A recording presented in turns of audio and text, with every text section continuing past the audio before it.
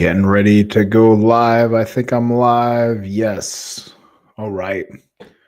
Hope everybody is having a great Monday evening or late night, depending where you're at. Making sure this is all or late night. cool. Want to make sure it all ran in. All right. Hope everyone's training's gone well last week. I know the training I've been involved with has been with fighters as well as myself, and also with people I work with online. Shout out to that family of brothers, the two brothers, Pino and Nick, that I work with in Australia. They're doing really well. Some of the most consistent people that I've worked with is because their father helps them out and really does a great service for his boys. Now brings me back when my father was coaching me, and great experiences. Best time he said of his life was doing that. With my training, man, I started doing some boxing sparring just for the heck of it, to shake off some rust, really picking it, making sure I don't get my neck jacked up or anything. And that's been fun to get my timing back. Yo, happy I caught a live. Just about to start practice, though. Dang, bro, we'll have to watch the replay. Man, well, how about you throw a question in or something like that so I can answer it for the first one.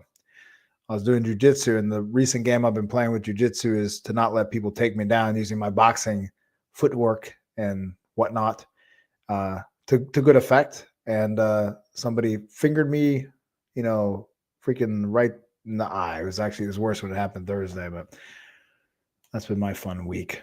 What's up, coach? What is up there, champ? 706. That's a local area code. Local? Do I know you? Probably. All right, here we go. Boxing question. How long should you train for? That's a great question. So I just got done training this one fighter I work with, who's a professional boxer, and we trained for a few hours, like nonstop. But what does that consist of? It consists of a lot of teaching, a lot of learning. Yes, a lot of training, but there's also the intellectual facets as well. Training hard for that long would not be really that productive. So assuming you're talking about just like training, right? Training boxing for the condition and partially the skill acquisition part, really an hour, right? An hour, 45 minutes, depending how intense it is and how focused it is. If you're really just working on skill, maybe you could justify working on skill for 30 minutes, 45 minutes, and then doing some type of hard portion for another 30 or so minutes. But once you start going beyond that, depending what your level is, then you start to optimize for steady and conserved pace versus the intensity that can occur, assuming you're an amateur boxer, during 3-minute rounds. All right. I remember hearing an interview with, throwing back here with a name maybe some of you guys don't know, but George St. Pierre, UFC fighter, him talking about his time training with grapplers that compete in events that can take as long as it needs to take until they either get a pin or submission, and how they just do these marathon workouts because that's how the competition can be. Think about it with the old school fights, where we're talking super old school, where there was no round limitation. You could do 20, 30, 40 rounds. Boxing's not like this anymore. And so therefore you need to train a little bit more around the parameter of your sport. It doesn't mean you train for 9 minutes, but it does mean that you want to retain the explosiveness and things like that. So going into multiple hours of training, particularly hard training, gets to be kind of productive.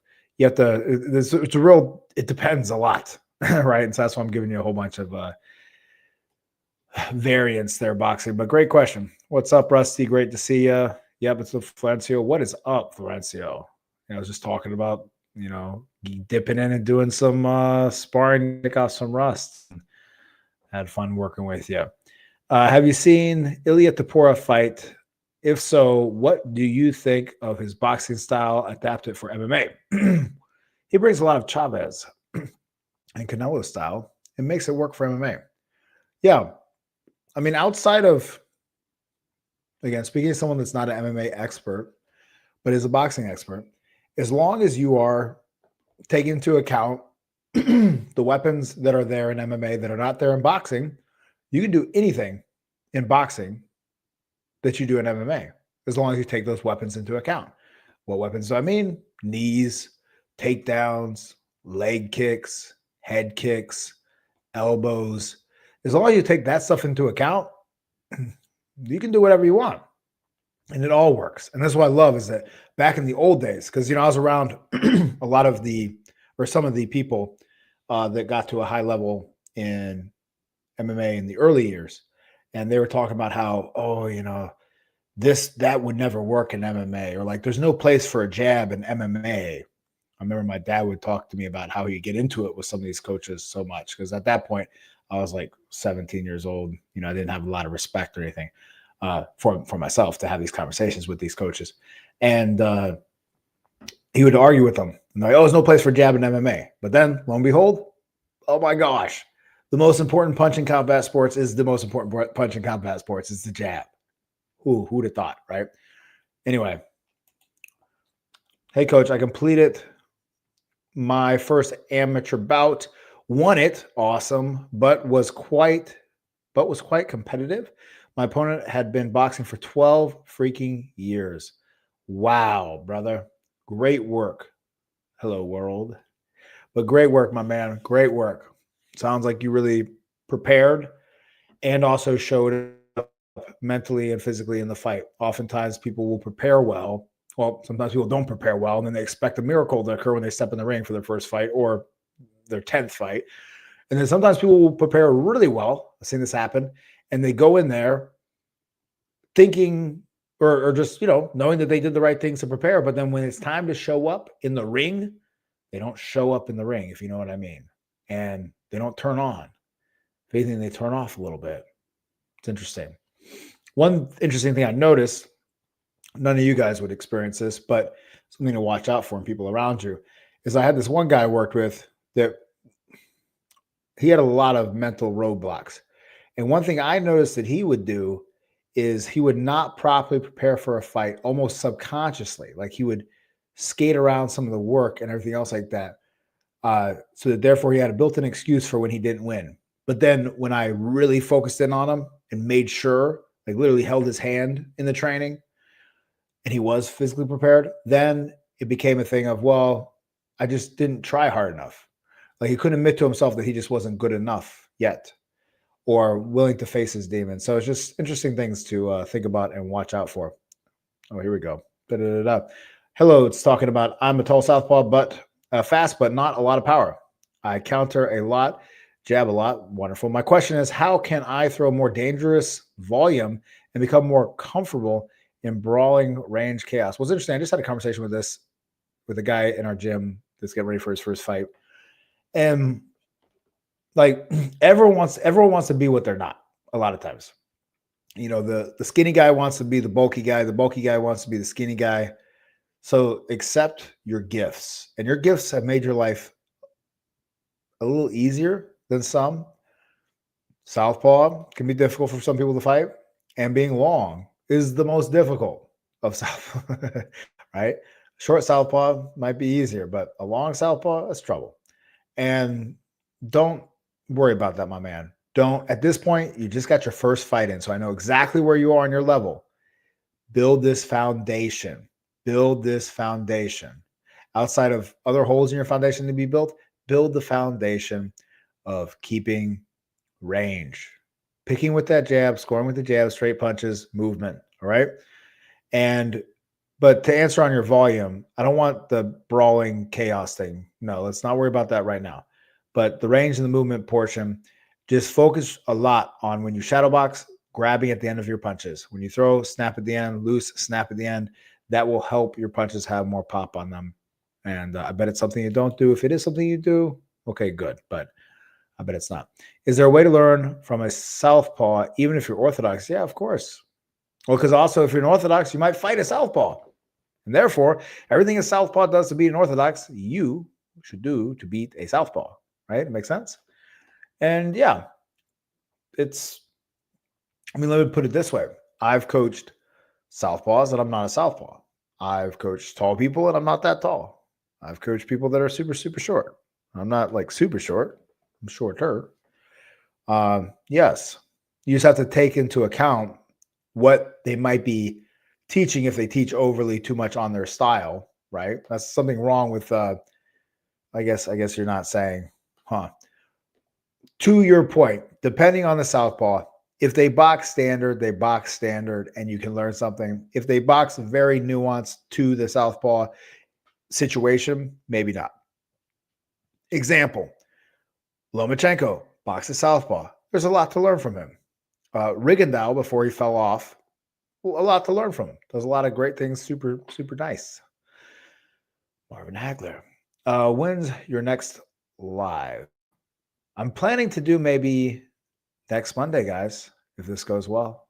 I really enjoy the engagement here. Alakazam. I know you're all about power first, but how do you balance being a good sparring partner while still looking for kill shots? That's a great question. Couple ways. So one is to maybe only throw hard for the body, right? That's one thing to consider. Then also sparring against people that are bigger than you, because then you get to throw harder, right? Now, granted, your defense needs to be good, or you need to be able to defend against hard punches because they're bigger. But that's when you get the opportunity. Obviously, when you spar someone smaller than you, you don't do the power. And then you spar against better people, because better people, you can throw pretty hard at them and they're going to be pretty safe. They're not going to get hit very much.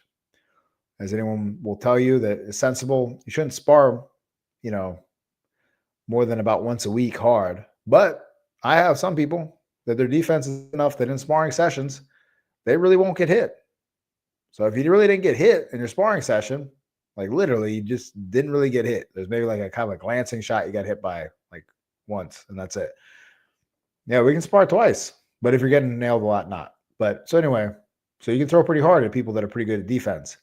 And then also as well, when we go hard, it's not against our own team. It's when we go to spar other gyms with people that are of equal level, right? Or close to it.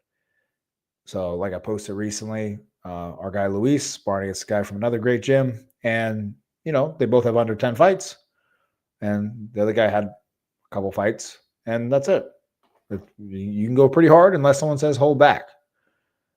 Great question. Is there any drills? It's very important to get out of gym sparring if you can. Are there any drills or techniques I can use to stop flinching? Yes, a few, man. What a great question, Lex. I wish more people ask great questions like this. So first off is to have someone punch right at your face and stop right before they hit your face. Okay.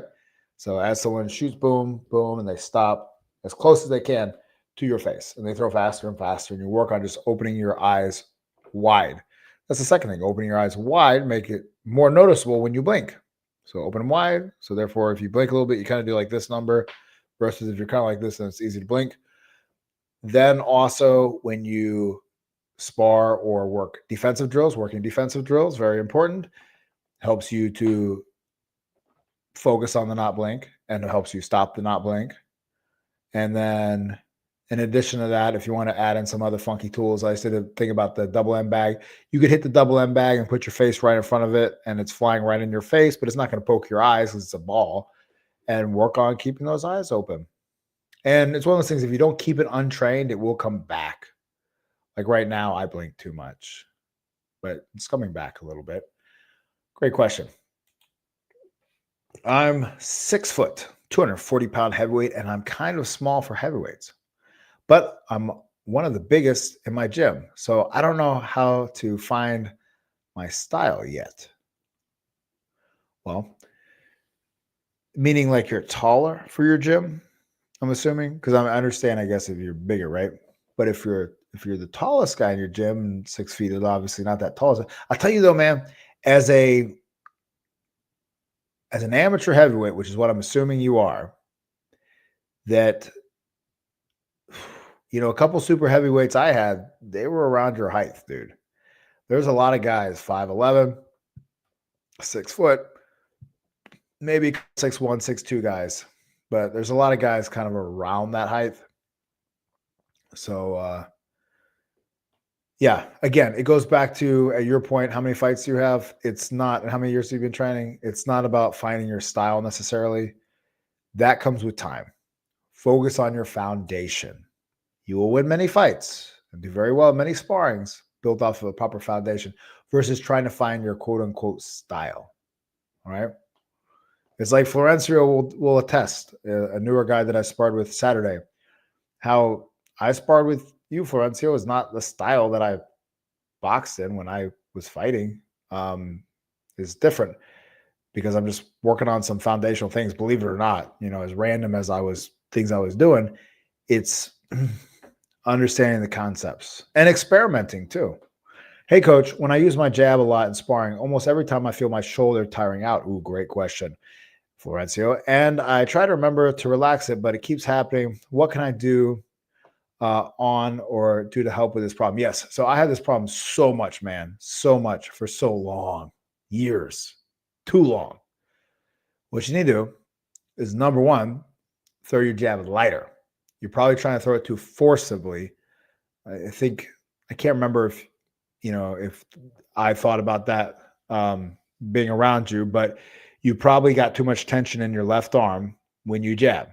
Just focus on flicking it and putting a little snap at the end, grabbing at the end of the punch, and that's it. So that's number one. Number two is, if you want to build up endurance in that shoulder, get some 3-pound dumbbells or 5-pound dumbbells and just do shoulder press at a slight angle in front of you like this, not that much weight, for a long time. And it will build up endurance in that left arm. And the last one is that make sure when it's sitting back home, there's no tension, because it might be just a little bit of tension. Let me do it with this shoulder. Say, pretend it's my lead shoulder. A little bit of tension in that lead shoulder that you're not aware of. And right now it's burning energy. Drop it down. So try to be aware of that next time you start hitting the bag, shadow box, spar, whatever. Try to let that shoulder relax a little bit, and you'll be amazed how much faster your jab is, how many more jabs you can throw, and how it doesn't get tired. And then also, like I said, you can do the dumbbell to just build up shoulder endurance. Great question, my man. All right. Let's see. Would it be good to have a pro style in the amateurs? It's not bad, but it also depends what you mean by pro style. Throwing clean, effective punches, I'm biased towards pro style because to me, that's really what boxing is. So throwing clean, effective punches, absolutely. But if pro style means, look at that beautiful right hand by Pravam Nakev. If that means, look at that, by Timothy Bradley. If fighting as a pro means pacing yourself, then no. Okay? So you definitely do need to throw more volume, but I do think that you should work on throwing clean punches as an amateur. A lot of times amateurs, man, it's like I did a fight study on some Olympic boxing recently, and actually last year. And when I slowed it down, there were so many slaps, so many pawing punches. It was just kind of ridiculous. And again, if someone does go pro, then they have to learn how to change that. And I'm really big on learning how to punch correctly. So if that's what we mean pro style, 100%. If you mean by pro style, taking your time, burning the clock, no, don't do that. Thanks. Any tips on how to maintain control, range, and break down the concept of rhythm? Well, 2 questions there. One's easier than the other, or simpler. Maintain control and range, obviously off of the jab, right? And if they're getting past your jab, then doubling and tripling it up, jabbing for different targets besides just the head, shoulders, chest, stomach, arms, even sometimes. Leaving the lead arm out there to maintain control. Oh my God. And then Mel Gibson, man, you got such a great name. I'm not going to address that question though, because I'm going to keep politics out of this. You seem like a robot anyway.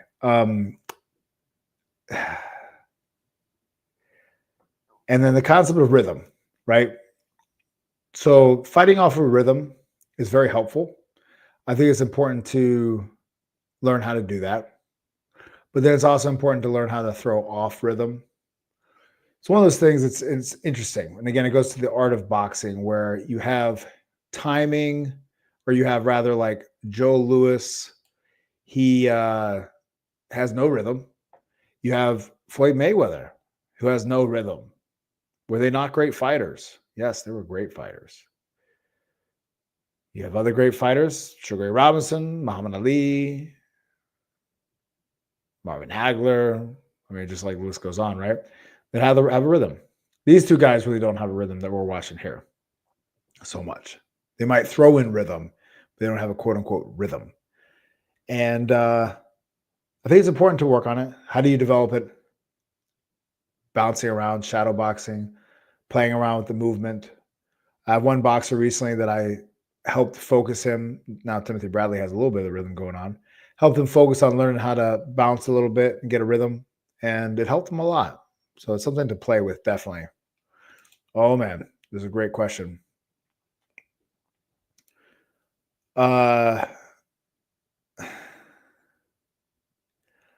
Who is your all-time favorite boxer, man? This is a great question.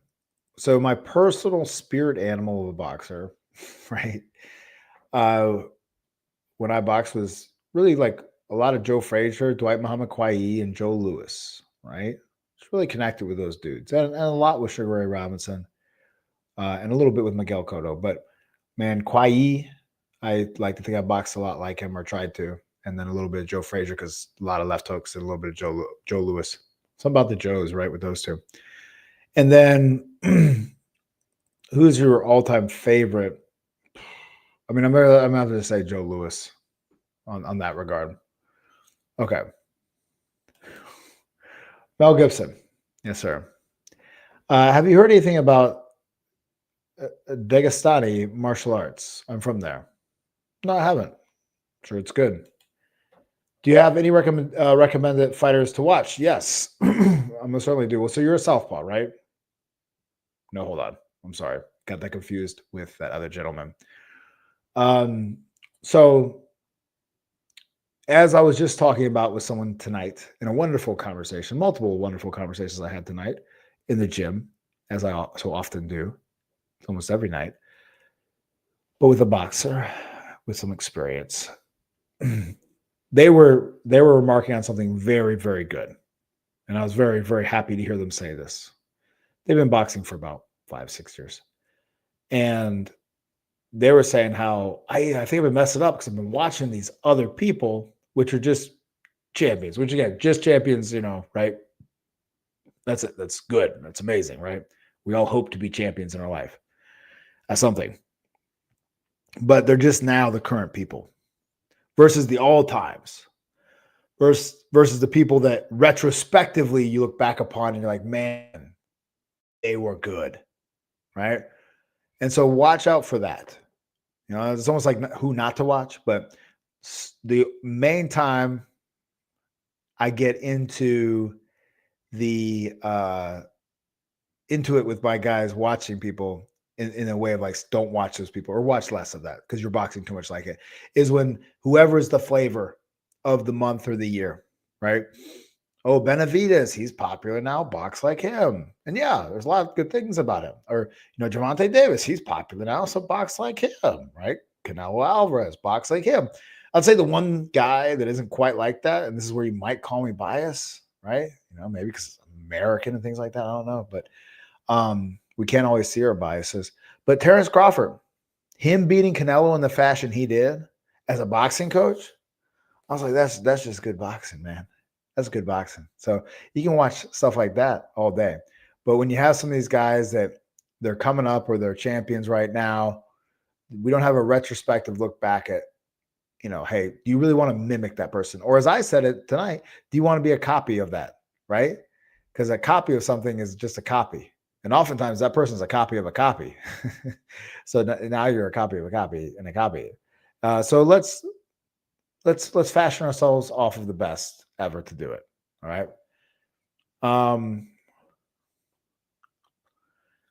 Okay, Mel Gibson says something about trolling, making a joke. That's funny. Yeah, I don't really lift weights now. What are main tips for effective film study when analyzing fighters? Yes. Oh man, great question. Um, so main tips. I mean, it's a massive thing. I actually have a whole YouTube video about it. Check it out. How to study a fight. And I talk about going through and watching it in a few different ways. But initially, looking for the verification of the foundations. That's to me the biggest thing to watch for with a fight is as a student of it, right? Looking for what fundamentally is working, what fundamentally is not working, what is someone getting caught with, why are they getting caught, how could they theoretically solve that, watching for those solves, what is someone doing to exploit somebody else, right? That's where, man, Timothy Bradley just got, this is just such a hell of a fight. Sorry, I just got distracted.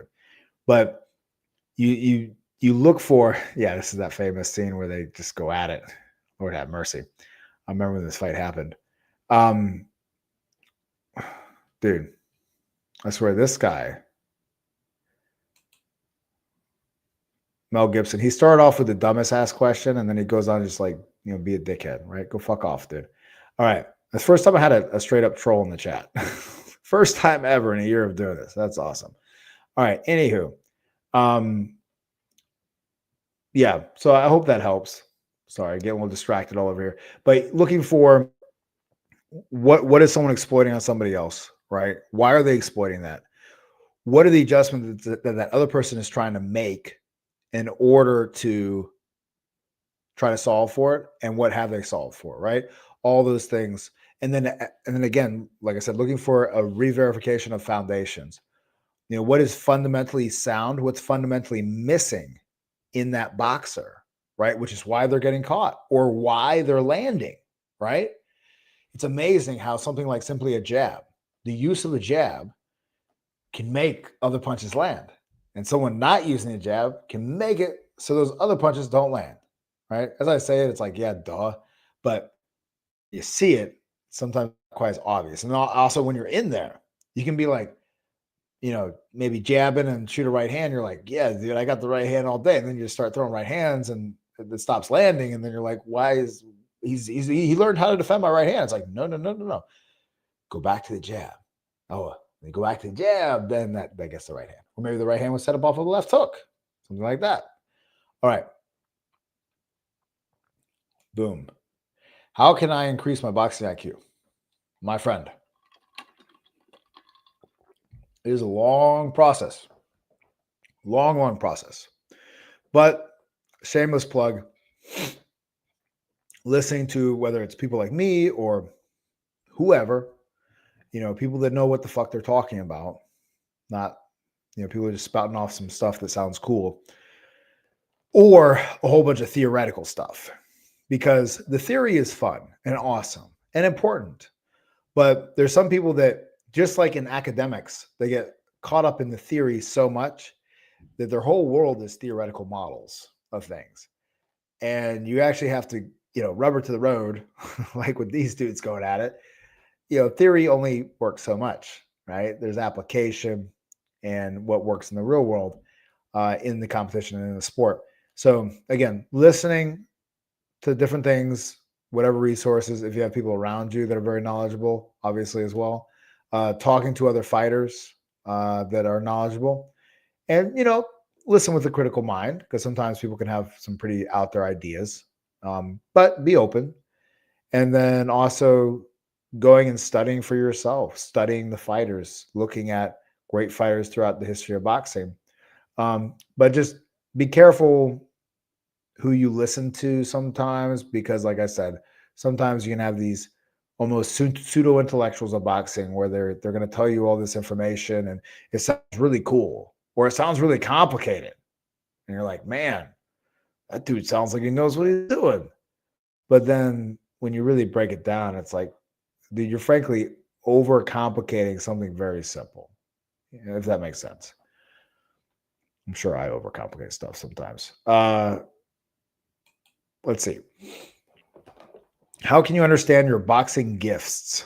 How can you understand your boxing gifts? Well, that's a great question. So it goes back to my earlier one, Mr. Boxing, that it's about developing that experience in the ring over time. Over time, like I just had, again, another beautiful conversation I had today where I told someone that they're nothing in a loving way. Newer guy, maybe he sparred a couple times, and he was saying, "Yeah, I do a lot of this, right? I don't do this very much, or this, that, and the other thing." And I was like, "Hey, dude, you just need to stop saying all that because right now you are nothing, right? In boxing, meaning that you're limiting yourself already by saying I tend to headhunt, I do this." It's like, how many times have you sparred? And like, how long have you been boxing? Like, yeah, you're doing all the stuff that everyone does, but don't start saying I do this, I do that, because then you limit yourself. And if you think, oh, I think my gift is a pressure fighter. I think my gift is a boxer mover. I think my gift is this and that. Don't be so fast to assume. And also, you need to have some depth to you. So again, it goes back to as boring as it freaking is. Work on the fundamentals. Work on your foundation. You work on those things, and then you start to build a platform that you can discover your gifts, if that makes sense. Because before we worry about the certain aspects of the vehicle that are going to make it exceptional, we do need just the basic foundation of that vehicle, right? The chassis, the wheels, everything else, the engine. And you need to focus on that part.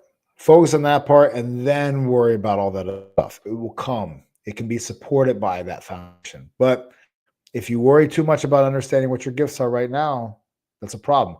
What if your gift, I've had plenty of people like this. I had this gift too, of you can take a pretty good punch. That's it. That is a gift. It is a gift because if you can't in a clutch moment in a fight and you get nailed, that might be it, right? But if you find out too soon, that's your gift. Now you start to rely on that gift at the expense of other things. Does that make sense? All right. What kind of strength training advice would you give to your boxers, or do I give to my boxers? Yeah, the basics, the foundations, the push, the pull, right? And type of squat or deadlift, the basics, and grip training as well. I'm going to throw another and there, doing spec training as well. But you can have a lot of strength, body wise or whatever. But if your grip isn't good, it doesn't translate as well as it should. So that grip is that connection point. How you communicate to your opponent is through your grip, through your fist. So having a great grip and doing full body exercises, multi-joint, movements, the basics. Great question. And then also for injury prevention, doing reverse flies to work the posterior delt because that gets so freaking jacked up in boxing. All right. Great question. I'm going to wrap it up here in about 10 minutes, gang. What would you recommend for someone new to training like me to work on footwork? Well, besides the obvious, man, shadow boxing, take the next time you're in the ring sparring and work on that. Don't worry. Oh, man, what's up, Adam? I didn't even notice your name, dude. What is up, brother? Multi-joint movements, my man. All right. Don't do bodybuilding workouts. So next time you're in the ring, 706 Medflow, Florencio, work maybe on just moving, right? I've had, like with Melody, man, I've made her do on Fridays, most of the time, she's not supposed to throw her right hand. She does 8, 9, 10 rounds, left hand only. Because who she's sparring with? She's sparring with people that are of less experience than she does. And that's what she needs to work on. And just like we see Timothy Bradley with a beautiful jab off the side. So You want to work on your footwork? I agree, man. You can definitely work on your footwork. Make it where some rounds, you're just going to get on your bicycle and move around, right? And that's it. And that's your main objective, man. Because, like, you're in the gym sparring with other people in the gym. We're all on the same team. So we're not trying to, necessarily win, right? You want to do well, but take that time to work on it. But then away from it, work on it in shadow boxing in front of the mirror. Work on just your steps, dude. Step forward, step back, step side, step side. And then you could put a cone in the middle of the floor and again in front of the mirror over by the turf and step around it, right? Cut those angles and things like that.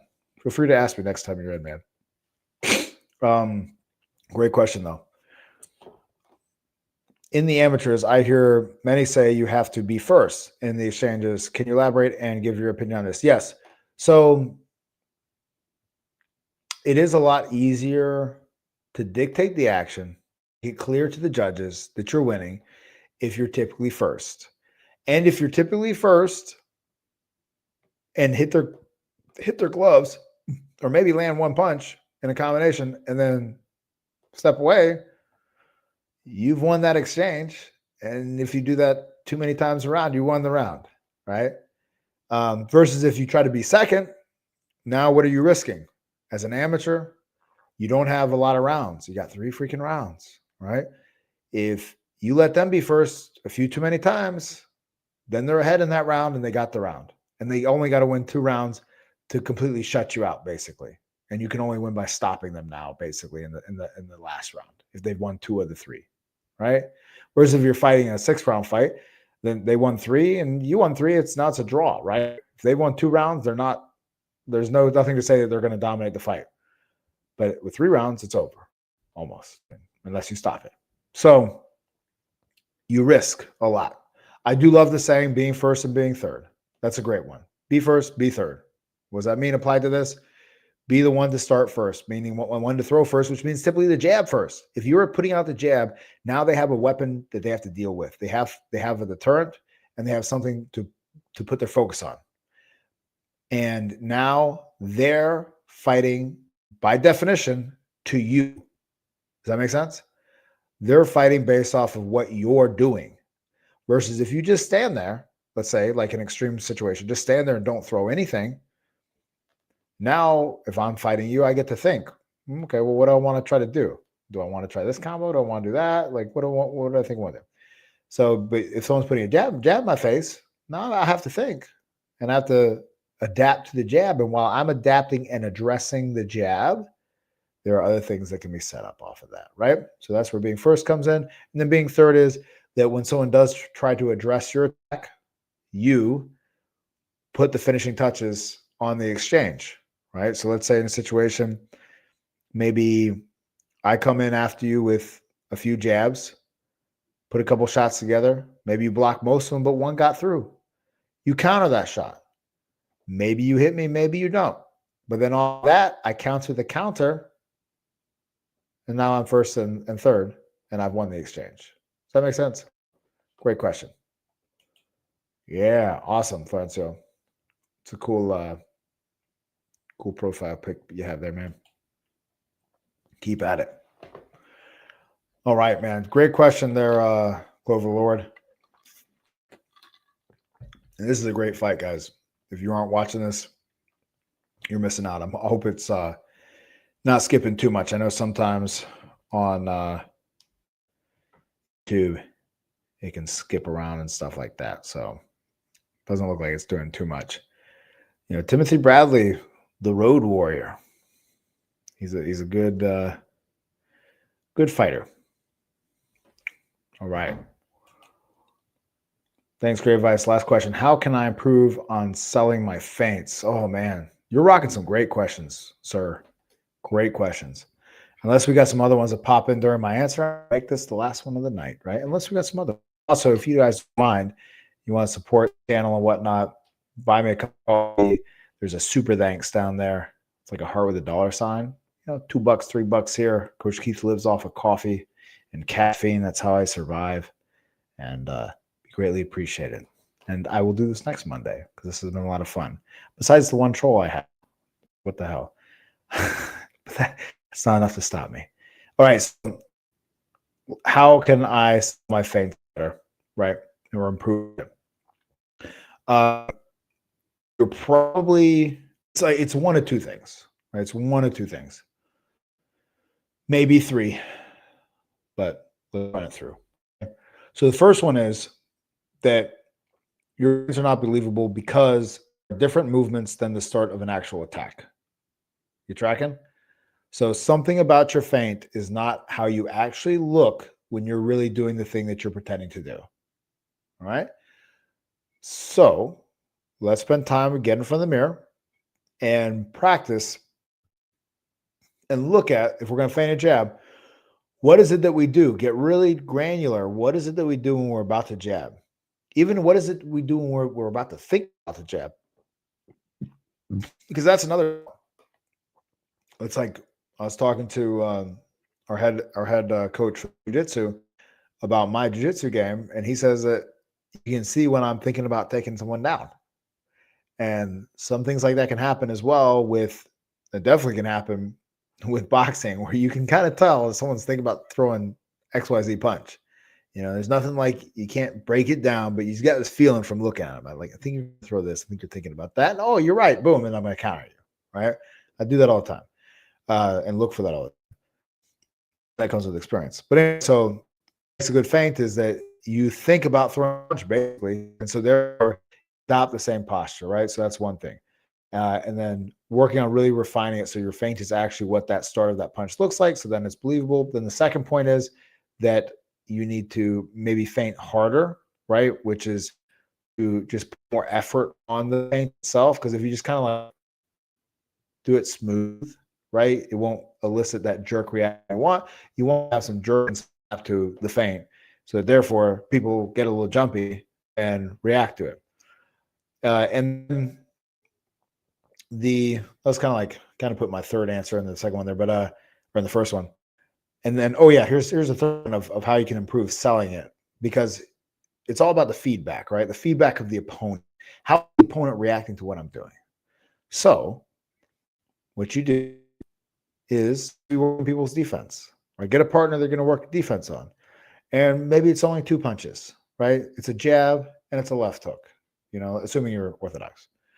And so you're going to shoot some jabs at them. You're going to shoot some hooks at them. Work on feinting the jab to set up the left hook. Work on feinting the left hook to set up the jab. And you will be able to tell as they get better at defending and reading the feints.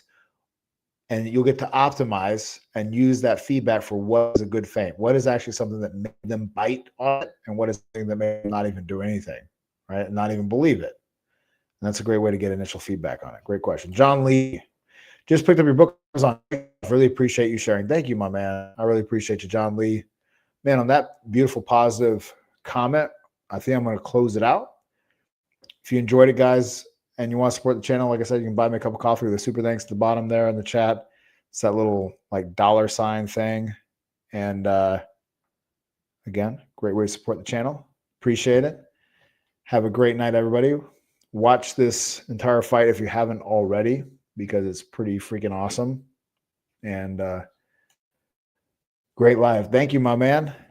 All right, guys. And like I said, I'll do this next Monday. That's my plan. It's funny, throughout the day I get so busy and I'm like, oh, geez, doing this live. But then it's always a breath of fresh air to come in here with a group of great people like yourselves and have some great boxing questions, because I had the benefit of having, my father be a professional boxing coach and literally just getting to be with him every single day. And when he and I lived in Mexico, it was just every night we could have conversations like this.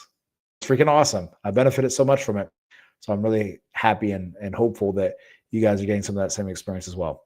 All right. Have a great night, everyone. See ya.